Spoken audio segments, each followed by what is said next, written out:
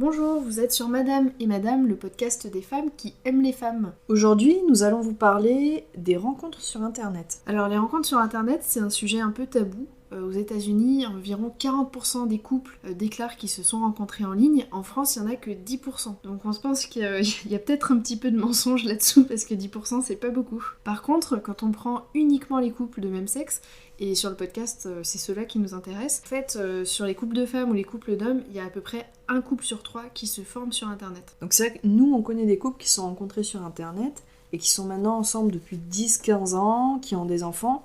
Donc c'est vrai que ça peut marcher, c'est plus le truc de la honte. Il y a vraiment des gens qui avouent facilement maintenant qu'ils se sont rencontrés en ligne. Et quand on est lesbienne, c'est encore plus nécessaire pour nous d'oser faire appel à Internet pour rencontrer la femme de notre vie, parce qu'on a beaucoup moins de chances malheureusement de la rencontrer au hasard. La vie nous offrira sûrement beaucoup moins cette possibilité. Et nous d'ailleurs, c'est comme ça qu'on s'est rencontrés. Oui, on a parlé quelques jours en fait sur un site. Après, on a passé des soirées ensemble, plusieurs, voilà, on a fait des voyages, on a même eu un chat. Et maintenant, on s'apprête à se marier. Donc pour celles qui sont sceptiques, ça peut marcher. C'est vrai que je regrette pas du tout de t'avoir parlé sur un site de... Moi aussi. Alors, si vous vous demandez comment vous pouvez faire pour rencontrer une femme en ligne, on a répertorié pas mal de sites ou d'applis. On les connaît pas tous parce qu'il y en a qui ont été créés depuis qu'on est ensemble, donc forcément on n'en a plus besoin. Alors déjà, il y a les sites. Évidemment, il y a Mythique qui est très connu, mais qui est généraliste. Il y a quand même une partie sur laquelle on peut se rencontrer entre femmes. En site vraiment spécialisé gay ou lesbien, il y a Gayvox, il y a Bitolérante, il y a Elle pour Elle, ou encore il y a Gaypax. Après, c'est vrai que moi, je sais plus trop si c'est d'actualité, là, vu que ça fait 1 an et demi qu'on est ensemble. Je sais que Gaypax, il y avait pas trop de monde quand j'y étais, donc je sais pas si c'est complètement à la rue maintenant. Après, Bitolérante, je sais pas votre avis, mais moi je trouve qu'il y avait beaucoup en fait d'hétéros qui voulaient justement un plan avec une femme. Donc c'est vrai que c'est un site que je me suis vite détournée. Elle pour Elle, je connais pas. Je sais pas si toi tu connais.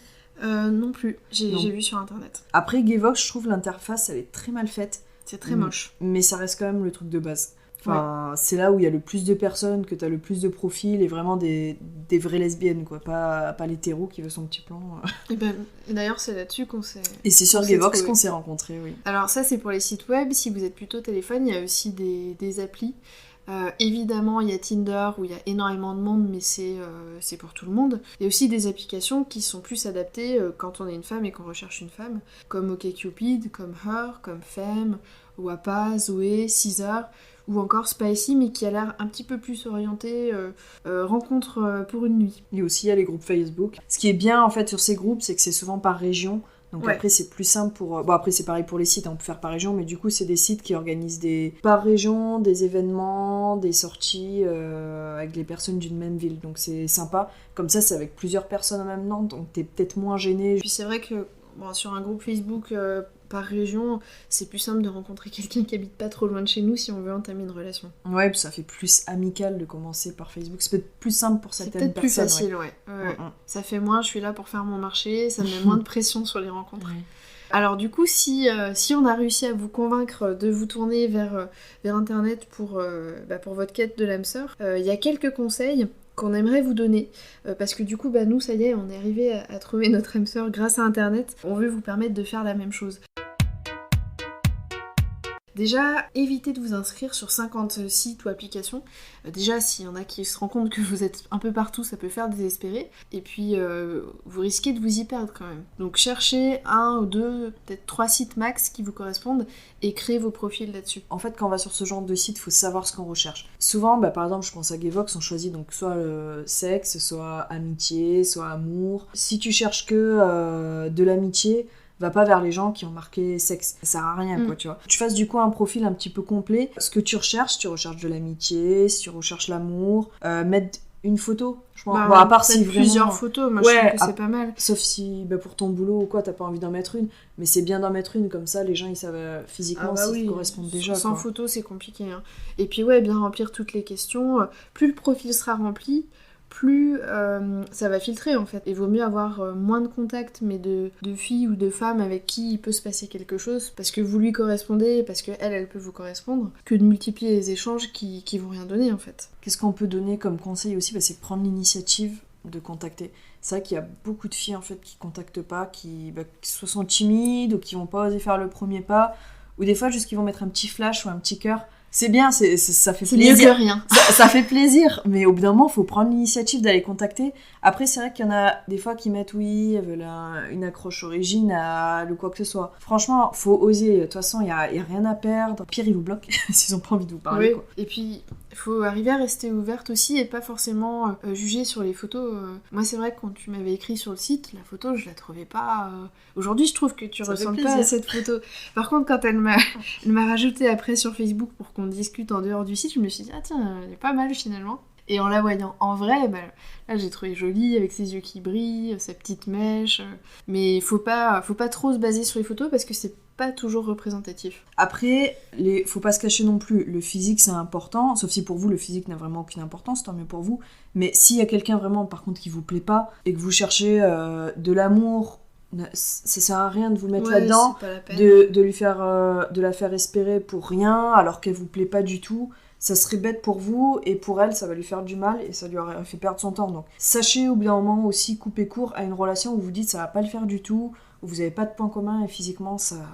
C'est ça vrai colle que pas, oui, quoi. au-delà du physique, si on constate qu'il y a trop de différences, qu'on cherche pas les mêmes choses, là aussi il faut savoir couper court, sinon c'est une perte de temps, et puis c'est des déceptions, des désillusions. Quoi. Après, c'est bien de parler, et c'est obligé de parler, sauf si vous recherchez autre chose que parler, mais il faut savoir aussi basculer hors du site. Ouais. Ne pas rester pendant 3000 ans à parler sur le site.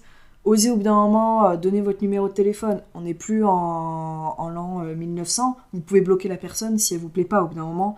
Il y a plein de filles encore qui disent non, moi je donne pas mon numéro. Ok, d'accord, je peux comprendre. Mais au bout d'un moment, le numéro, tu peux le bloquer, quoi. Il faut savoir quitter ce virtuel et rencontrer la personne en vrai. Oui, c'est vrai, nous on s'est vus au bout d'une semaine. Oui. C'est vrai que t'apprends pas à connaître quelqu'un en écrivant des messages, quoi. Et puis du coup, ça peut mener aussi à se faire des idées sur les filles avec qui on parle.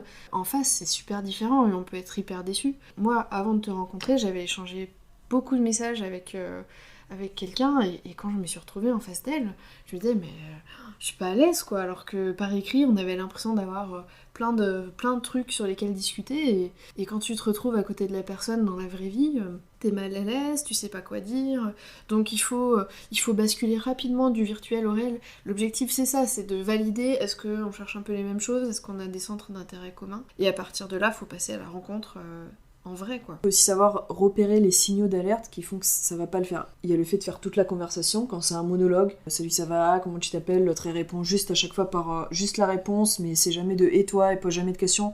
Bon, au bout d'un moment, les monologues... Ouais, ça c'est n'a qu'elle pas est pas d'intérêt. forcément intéressée. Oui, ça n'a pas d'intérêt, franchement. Sur les photos où on dirait qu'il y a plusieurs personnes différentes, bon. Comme on l'a dit, donc il n'y a aucun point commun. C'est des personnes qui parlent uniquement de sexe alors qu'on cherche autre chose. Celles qui veulent pas du tout se dévoiler, qui sont prêtes à répondre à aucune question personnelle, ça c'est pas très engageant. Et puis celles qui refusent la rencontre, qui sont pas d'accord pour donner leur numéro. Il faut se demander qu'est-ce que ça cache, quoi. Qu'est-ce que ça va donner surtout? Moi, ça m'est arrivé, des personnes, elles vont vouloir passer 3000 ans au téléphone. Tu vas passer franchement tes soirées au téléphone avec les filles, et au final, elles veulent même pas te voir.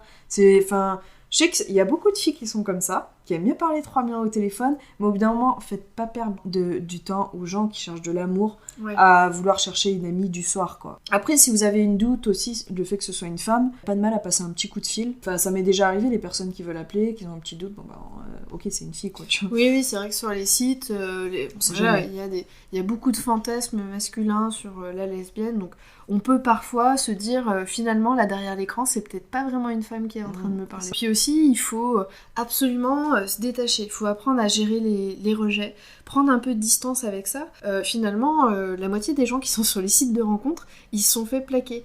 Donc on est dans un état d'esprit, on n'a pas forcément confiance en nous, on n'a pas un bon ego. Il faut pas que ça nous fasse perdre le peu de confiance en nous qui nous reste. Il faut absolument avoir de la distance avec ce qui se passe sur les sites de rencontres. Sachez prendre du recul en fait avec la situation. Il y a des filles qui vont vous envoyer péter, il y a des gens qui vont vous bloquer alors que vous savez même pas pourquoi, vous leur avez juste dit bonjour, peut-être votre tronche ne revenait pas. Vous allez parler des fois avec des filles à qui ça va rien donner, pendant des jours, il n'y a aucun profil qui va venir vous voir. C'est décevant. C'est décevant, mais faut pas perdre confiance en soi, c'est très important, faut vraiment avoir ce recul en fait. Et il y a forcément une petite louloute qui vous attend quelque part. Et ça m'est arrivé. Enfin, je veux dire, avant toi, franchement, pendant un moment, j'ai galéré, je tombais vraiment sur des personnes qui me correspondaient pas du tout. Et je passais beaucoup de temps sur les sites. comme ça. Franchement, je passais énormément de temps. Puis du coup, pour être capable de se détacher de tout ça, il faut aussi pas oublier qu'on a une vie en dehors. Ouais. Et il faut pas que les sites de rencontres ce soit au détriment de votre vie sociale.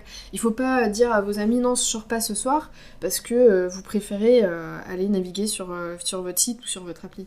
Donc, osez aller vers les gens. Soyez prudente et puis restez pas trop longtemps dans le virtuel. On vous remercie d'avoir passé ce moment avec nous et on vous dit à très bientôt pour un prochain épisode. Et faites ce qui vous rend heureuse.